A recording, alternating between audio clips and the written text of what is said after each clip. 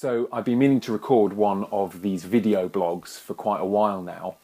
One, because it's become a genre in itself, loads of people are doing it.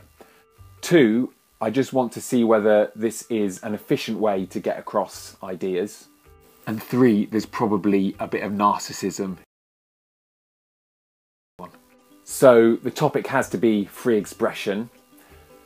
It's what I do in my day job, and to be honest, that's what I've been blogging about recently. Also, there are a lot of free speech issues in the news at the moment. There's protests in the Middle East over a film about Muhammad. There's Salman Rushdie, who's published his autobiography.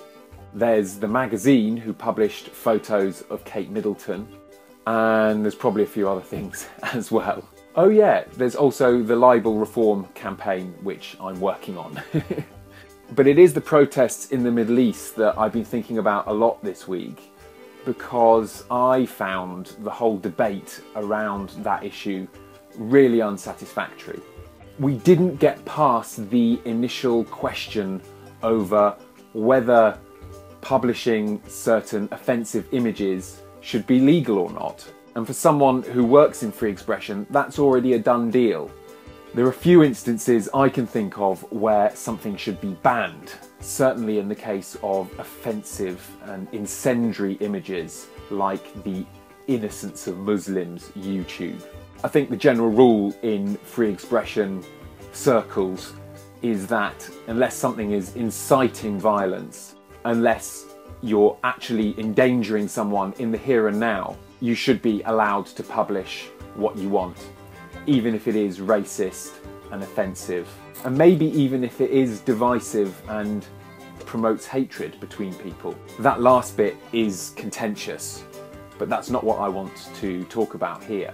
In the case of these riots about the Muhammad cartoons, we never got beyond Muslims were treated as a monolithic block of people who were all equally offended, equally sensitive to depictions of the Prophet Muhammad. Of course, this wasn't the case. There was very little discussion over why there were riots in some countries and not others. No one seemed to point out that the unstable countries, the countries with high unemployment, precisely the countries that had just experienced the Arab Spring, were the countries that suffered these riots. Stable Western democracies like France, the UK and the US didn't see the rioting that we saw in the Middle East and in Pakistan. There was no discussion of the local power brokers for whom creating this kind of riot might be in their interest.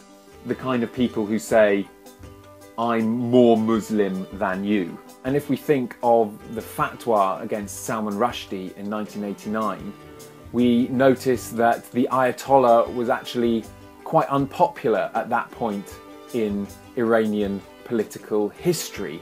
And by issuing the fatwa, he regained his popularity. So with any free expression argument, there are very often other factors at play. Factors that will determine when a group will get very angry and when they'll just shrug their shoulders and wave it off. That's true of the other side of the argument as well. When we get lost in these theological, philosophical debates, we forget to ask who is making these offensive images and why they're making them. In the case of the Innocence of Muslims, it seems that the idea was to sow division and to be controversial and to provoke. That's different from something like the Satanic Verses, which I do believe is a genuine work of art. So when these kind of issues arise, we have to ask three things. The first is, legally, should these people be allowed to write, print, film, or say what they want to say? Usually the answer is yes to that question. That frees you up to ask a second question, which is it any good? Does it make sense?